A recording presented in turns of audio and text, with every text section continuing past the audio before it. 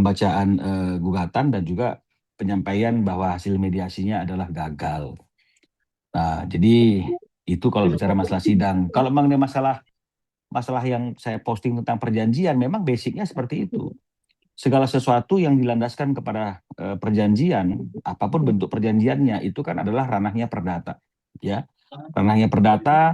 Dan sebenarnya tidak bisa sesuatu yang memang dia itu domain hukum perdata seperti perjanjian pendekatannya secara pidana, kecuali memang diketemukan ada unsur-unsur pidana yang sangat kental melekat di dalam situasi dan kondisi perjanjian tersebut. Ya, jadi seperti misalnya kalau misalnya penipuan itu kan tentu unsur-unsurnya kan adalah dengan bujuk rayu, ya, dengan bujuk rayu, nama palsu, keadaan palsu. Inilah salah satu unsur-unsur yang diatur dalam pasal-pasal penipuan. Nah, jadi kalau misalnya kemudian perjanjian apa namanya itu perjanjiannya itu tidak ada unsur bujuk rayunya, tidak ada nama palsunya karena orang-orang yang bertransaksi atau orang yang membuat perikatan itu sama-sama saling kenal, ya, nggak ada keadaan palsunya.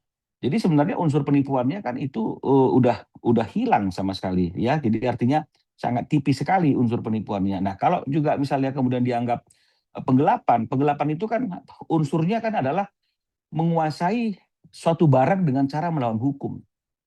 Nah, kalau misalnya kemudian barang itu atau uang itu diberikan sebagai satu pinjaman misalnya, diberikan sebagai satu investasi, berarti kan uang yang ada dalam kekuasaan seseorang itu kan bukan dengan cara melawan hukum, karena diberikan dengan secara sukarela. Nah, kalau misalnya kemudian kita lihat lagi unsur penggelapannya, nah, di mana barang yang dikuasai secara melawan hukum itu diketahui oleh pihak yang menguasai itu sebagian atau seluruhnya adalah milik orang lain tapi dia ingin memilikinya. Itulah unsur penggelapan. Nah, kalau misalnya kemudian kita menginvestasikan, kita meminjamkan sejumlah uang kepada orang lain dan kemudian orang lain tersebut belum bisa mengembalikan uang yang kita berikan itu, kan nggak ada penggelapannya. Itu kan unsurnya wan prestasi. Unsurnya kan ingkar janji, tidak menepati janji untuk mengembalikan pinjaman, untuk mengembalikan uang yang dijanjikan untuk diberikan. Karena nggak ada niat untuk menguasai, karena sama-sama jelas kok itu adalah uang pinjaman. Atau misalnya kalau memang dibuat modelnya adalah uang investasi, adalah uang investasi. Jadi kalau memang misalnya kemudian ketika orang tersebut ingin uangnya dikembalikan, pinjamannya dikembalikan, investasinya dikembalikan, dan orang itu mengatakan saya belum ada kemampuan, di mana penggelapannya? Karena penggelapan itu ada unsur ingin memiliki sebagian atau seluruhnya barang yang dia ketahui milik orang lain yang berada dalam kekuasaannya bukan karena perbuatan melawan hukum. Jadi sebenarnya itu yang kami sampaikan, bahwa secara normatif tipu gelap itu unsur-unsurnya seperti itu, sehingga akhirnya menurut kami tidaklah otomatis suatu perjanjian itu, apalagi apa namanya itu investasi atau hutang piutang atau apapun namanya, itu langsung bisa dilihat dari perspektif pidana, ya, kecuali patut diduga ada hal-hal yang memang dipaksakan ke arah sana, kan begitu ya. Dan kalaupun misalnya ada status tersangka, itu kan masih disangkakan bahwa seseorang itu melakukan tindakan tersebut, tapi belum ada putusan yang memiliki kekuatan hukum yang tetap bahwa seseorang tersebut sudah dipastikan dengan bukti-bukti yang diperiksa dalam pengadilan dia memang melakukan eh, tuntutan, ya, yang dituntut kepadanya, yaitu tentang penipuan dan penggelapan tersebut. Jadi harus mengedepankan yang namanya ajas presumption of innocence atau praduga tidak bersalah. Nah, jadi begitu juga dengan apa yang sekarang sering yang kita lihat dalam media sosial itu kan ada suatu bentuk penghakiman hanya gara-gara kata-kata tersangka saja itu juga sudah orang menghakimi, padahal pasal 91 kalau nggak salah di KUHP baru itu jelas dikatakan bahwa tidak boleh, artinya itu pejabat penegak hukum itu memperlakukan seorang tersangka itu sebagai seorang terpidana atau seorang terdakwa, ya. Jadi ketika memang ada kepentingan umum seseorang itu diumumkan sebagai tersangka pun, dia tidak boleh menyampaikan bahwa telah melakukan tidak sudah menjadi tersangka karena telah melakukan tindak pidana ditetapkan sebagai tersangka, tidak boleh.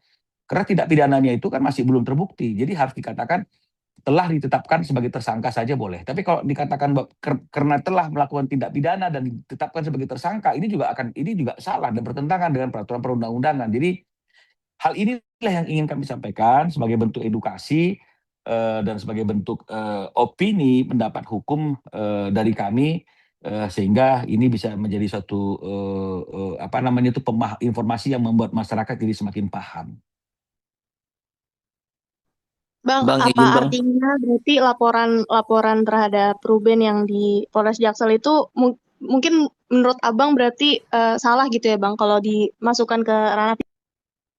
Ya kan pendapat orang kan bisa bisa saja berbeda-beda ya. Dia mungkin memilih jalur pidana karena mungkin pidana itu kan dianggap lebih memiliki pressure kan begitu. Karena status orang itu ingkar janji tidak bayar hutang kan itu tidak lebih apa tidak seburuk kalau dia dijadikan tersangka karena melakukan penipuan. Jadi banyak sekali pendekatan-pendekatan secara pidana yang sebenarnya perkara itu adalah perkara perdata. Jadi kami kan tidak tahu, tidak memahami secara mendalam ya. Tapi dari omongan-omongan kami dengan klien kami itu kan memang dia mengatakan ini kan berawal dari suatu kesepakatan keperdataan ya. Jadi makanya saya katakan kalau memang tipu gelap, penipuan itu unsurnya apa? Penipuan itu kan dengan bujuk rayu. Apakah ada bujuk rayu? Apakah ada nama palsu? Apakah ada keadaan palsu? Kan begitu kan untuk untuk menggerakkan orang, memberikan utang, menghapus utang kan harus seperti itu. Nah, jadi itu unsur-unsurnya bukan hanya salah satu saja, semuanya harus terpenuhi. Unsur-unsur tersebut baru dikatakan ada penipuan. Nah, sementara kan nggak ada nama palsu di sini, nggak ada keadaan palsu, semuanya saling terbuka karena saling kenal.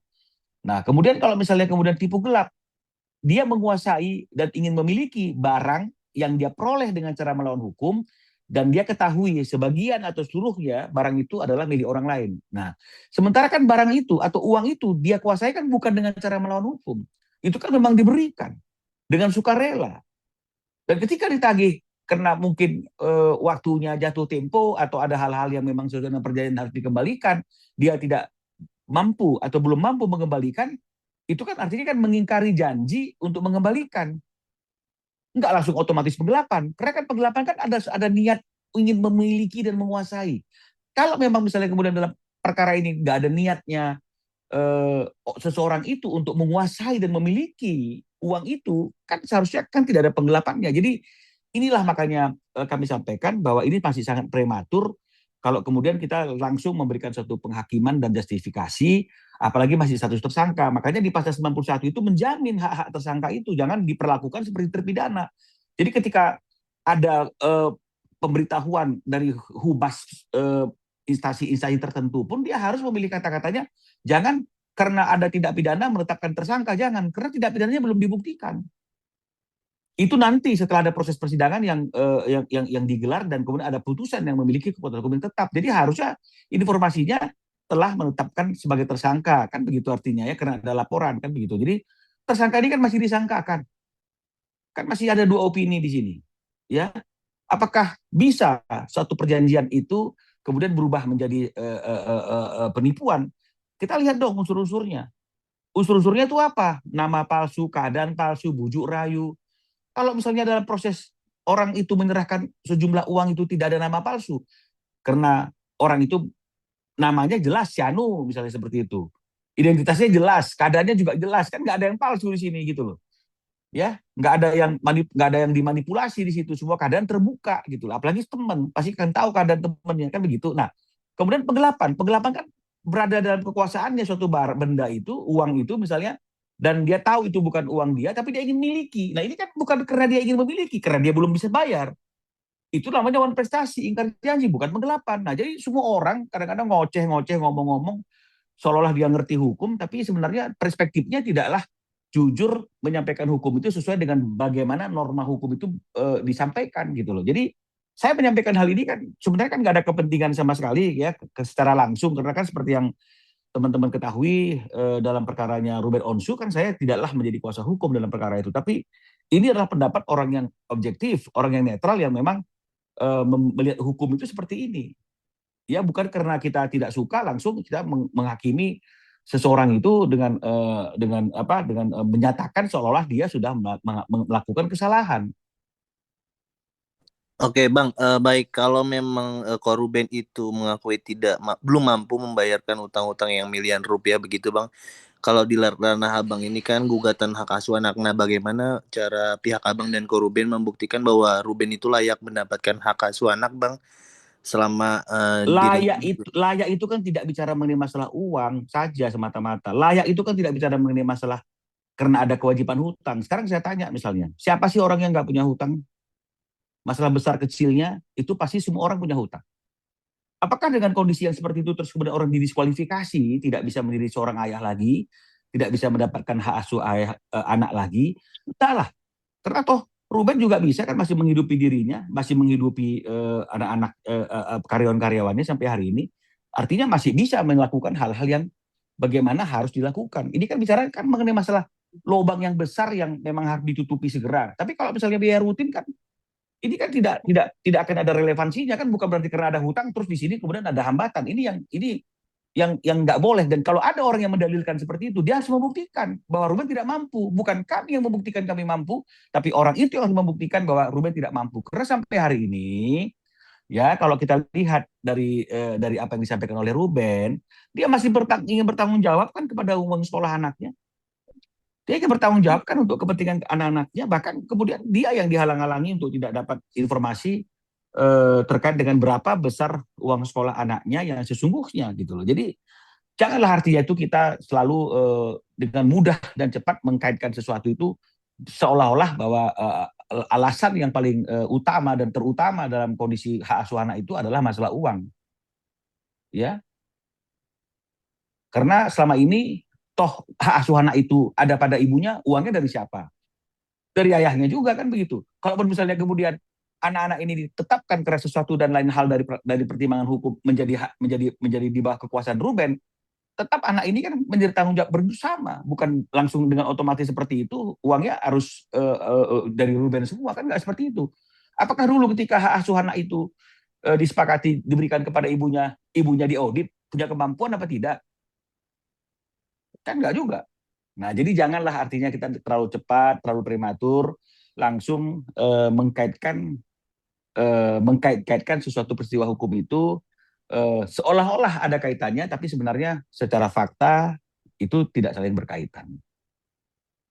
Bang, perihal yang semalam itu kok Hiro dia diperiksa, mungkin boleh dijelasin nggak sih Bang terkait pemeriksaan semalam? Kohiro kan ada saya kan nggak mendampingin ya. Jadi Kohiro ini kan memang dipanggil sebagai saksi ya. Sekali lagi sebagai saksi untuk klarifikasi ya.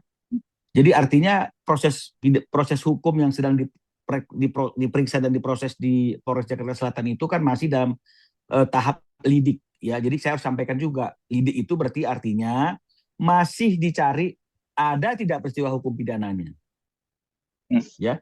Jadi bukan selalu orang kalau lapor ke polisi, orang yang dilaporkan sudah membuat tindak pidana. Karena kalau statusnya masih proses itu adalah penyelidikan, maka ini masih dalam rangka untuk mengumpulkan bukti-bukti bahwa ada peristiwa pidana dalam perkara yang dilaporkan tersebut. Makanya surat yang dikirimkan pun bukan panggilan, tapi undangan klarifikasi. Nah, inilah yang diterima oleh Koko Hiro, dan karena artinya kita sudah kenal dan kemudian dia minta bantuan, ya nggak jadi persoalan kita membantu, karena kita kan memang bidangnya kan adalah bidang jasa hukum yang memberikan bantuan kepada orang yang membutuhkan bantuan hukum, dan kita kan nggak ada diskriminasi dan nggak ada perbedaan, siapapun orang yang mohon bantuan kita akan bantu. Nah, jadi itulah yang membuat kemarin akhirnya Koko Hiro datang ke kantor kami untuk memberikan kuasa, dan tim saya yang mendampingi Koko Hiro dalam proses BAP-nya, dan kemudian disampaikan bahwa ternyata dia bukanlah orang yang dilaporkan, tapi yang dilaporkan adalah satu akun lain ya. Hanya saja akun lain itu pada waktu Koko Hiro live masuk ke dalam live-nya Koko Hiro dan menyampaikan sesuatu yang menjadi sumber daripada persoalan laporan itu ada. Namun sikapnya Koko Hiro ketika ada akun yang masuk ini menyampaikan sesuatu informasi yang menurut Koko Hiro itu tidak pantas disampaikan dalam live-nya dia langsung mengeluarkan orang tersebut.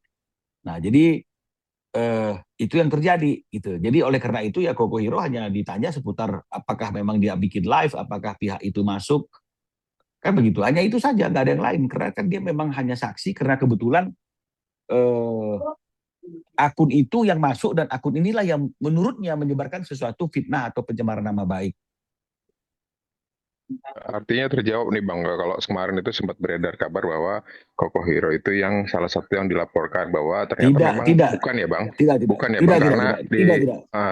tersangkut karena memang yang terlapor itu kebetulan masuk ke live-nya Koko Hero begitu ya Bang? Iya, jadi Koko Hero lagi live, orang ini masuk ke dalam Koko live-nya itu dan mereka ini masuk menyampaikan sesuatu, ya, sesuatu yang disampaikan inilah yang dianggap pelapor itu sebagai satu pencemaran nama baik, dan sikapnya Koko Hero juga pada waktu itu langsung melarang orang itu untuk berbicara hal-hal yang tidak mendasar dan mengeluarkan orang itu dari live-nya si Koko Hero. Jadi sebenarnya hanya itu saja. Apakah kenal dengan akun tersebut, dan hal-hal yang berkaitan dengan masalah hal itu. Jadi Koko Hero hanya sebagai orang yang menjadi saksi saja. Itu hanya pemeriksa klarifikasi semalam aja atau nanti ada proses pemanggilan berikutnya atau cukup semalam aja Bang? Buat apa dipanggil lagi? Orang yang diketahui oleh Koko Hero kan cuma ada akun yang masuk dalam live-nya dia dan dia sudah kick off gitu ya dari live-nya dia itu, karena menurut Koko Hero yang disampaikannya itu juga tidak baik untuk disampaikan. Dan yang menyampaikan kan bukan Koko Hero, tapi yang menyampaikan itu kan adalah orang yang menjadi terlapor itu, kan begitu artinya ya. Jadi kan udah selesai, apalagi yang mau disampaikan. Karena kan saat itu kan orang yang mengetahui, mendengar dan melihat sendiri, dan apa yang diketahui oleh Koko Hero hanya sebatas itu. Ya, siap Bang, siap. Oke Bang Minola, cukup. Makasih Cukup Bang. ya. Terima kasih. Makasih Bang.